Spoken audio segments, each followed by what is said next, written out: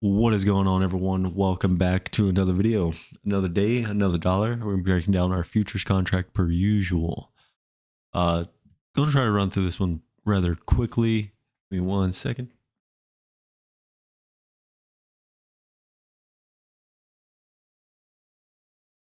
Sorry about that. I had a sneeze. But gonna run through this one rather quickly. Not a whole lot to talk about. Trading today was very choppy. And had a tough read overall on the day. I traded all right, not too bad. Kept risk small. Really only ended up being down $51 on the day. So overall, not bad considering what could have happened. Right, I could have been longing highs, getting stopped. I could have been shorting lows, getting stopped, and just getting caught up in this chop. But after about C period, when I kind of realized that there was nothing in this market for me, just pure chop, and then D period kind of came in. I just stopped trading. I just took my hand off the keyboard, took my foot off the gas, and I was all right. We're not going to trade anymore. But overall today, pretty much played out exactly how I said it was going to yesterday. We opened up inside today's range. You would want to stay above 5,900 and take out the day's high. If you took out the day's high, then your targets on the upside would be that 5,930, and then a little bit higher towards 6,000. 59.90 essentially would be your next target on the upside. So we didn't really break and hold below 5,900 because I said if you took out 5,900 level, you would end up in the lower distribution. And if you found acceptance in that lower distribution, you would most likely take out the day's low, putting the daily back into a balance. Today was an inside day, meaning we traded and stayed with inside the previous day's range. Let me bring this up. Bring this thing up. So pretty much stayed inside of the day's range. If you're just paying attention to the left side of my screen here, not worrying about what's going on over here on the right, you can see it was a bell-shaped curve, right? Yesterday, if I merge this together, undo the split, you can see this one looks like a P shape for short covering. And then today was a very rotational and choppy day. You can see we have excess at the highs, excess at the lows, and a bell-shaped curve. So just an even distribution throughout, but we remained within the upper distribution. In yesterday's video, I said it is going to be important for us to have some type of consolidation in order for a move to happen higher, right? Price is being advertised higher at the moment, and we're not sure if we want to hold above 5,900, if we're going to find buyers and sustain buyers above 5,900.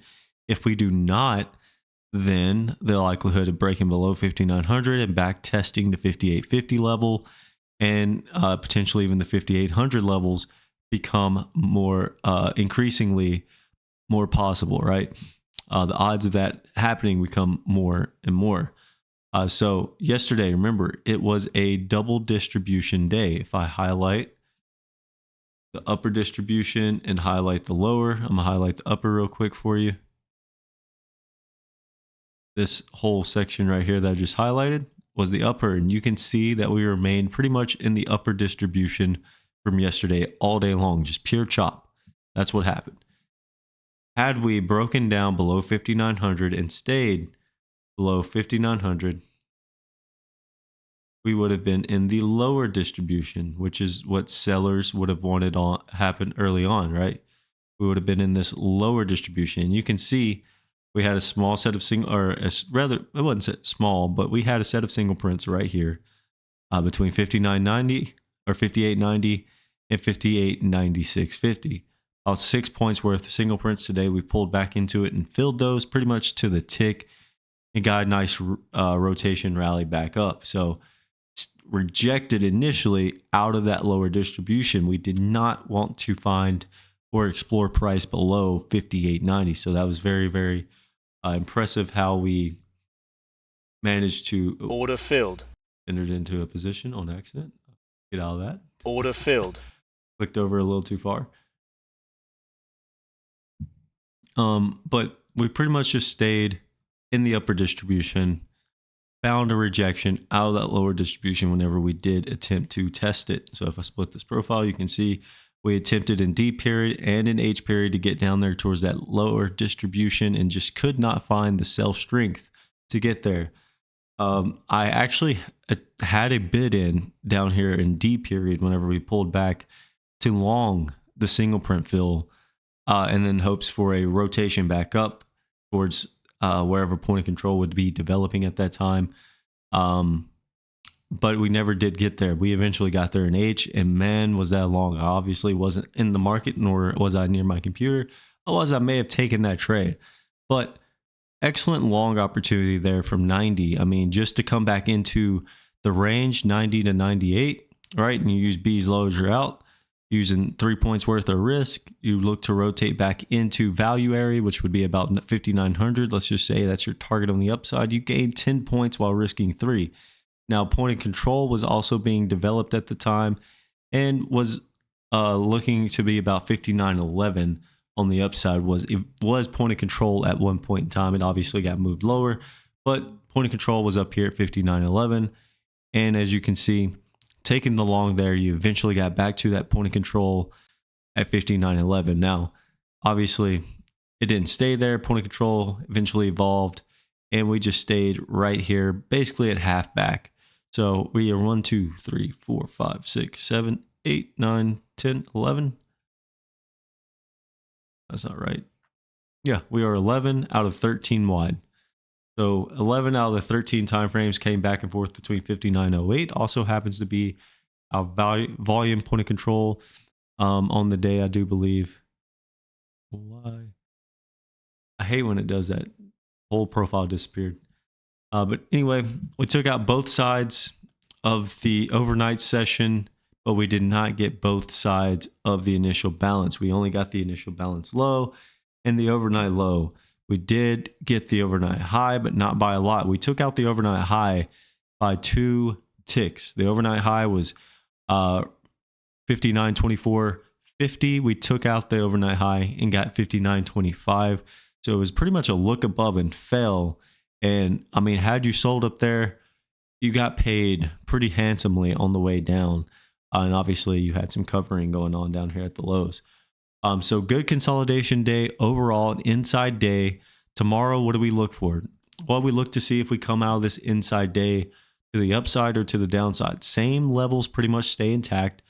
Any acceptance below 58.90 and coming out of this inside day, you would target the low down here at 58.63 and that would be firmly putting the daily back into the balance. And then the question just becomes, how large will our balance become if we break below 58.90? If we hold above 58.90 and 5900, do we come up and take out 59.24, 59.27 levels and get up into that the upper distribution from that trend day down on March 3rd? If you don't know what I'm talking about, look at the March 3rd triple distribution day down, 59.30 to basically 59.90 is essentially the area of that you want to find acceptance. So if we find acceptance above 5900 tomorrow, do we come out of this inside day with any type of tempo or failure, right? So we want to look for good tempo or lack of, right? If we come out of this to the upside, you want to look for extension or lack of, or if we come out of it to the downside, you want to look for extension or lack of. That's pretty much the game plan tomorrow. 58.90 must hold. Sellers must hold 59.27 on the upside. Otherwise, if we open up inside this and volume continues to be dry, you could expect a whole lot more chop as we're just pretty much staying in this upper distribution. Value basically unchanged on the day, overlapping the lower by just a little bit, but very choppy session. Hopefully tomorrow we get a little bit more excitement in the market and come out of this one way or the other. And with accommodating moves would be nice. If we could go trend down and stay trend down, that'd be great. Great risk reward opportunities there. Same thing on the upside. If we go trend up and stay trend up, that would be even better, as the daily and the weekly are both one time framing up and the monthly is still balanced. We still got about 15 days left in the trading month. 16 days left in the trading month. So not necessarily 16, but 2 weeks left. 2 weeks. We'll just say 2 weeks left of trading. So how we close out the end of this month is still to be seen, yet to be seen. We are above the 200 and the 100-day moving average. Do we back test both the 100 and the 200-day moving average? They are floating down around the 5,800 level. So if we were to take out these lows, today's low, and really start pushing and take out previous day's low, the odds of coming down and testing 5,800 and the 200-day moving average and 100-day moving average become very, very strong. With that being said, ladies and gentlemen, I hope you all have a wonderful day. Catch you guys in the next one. See you.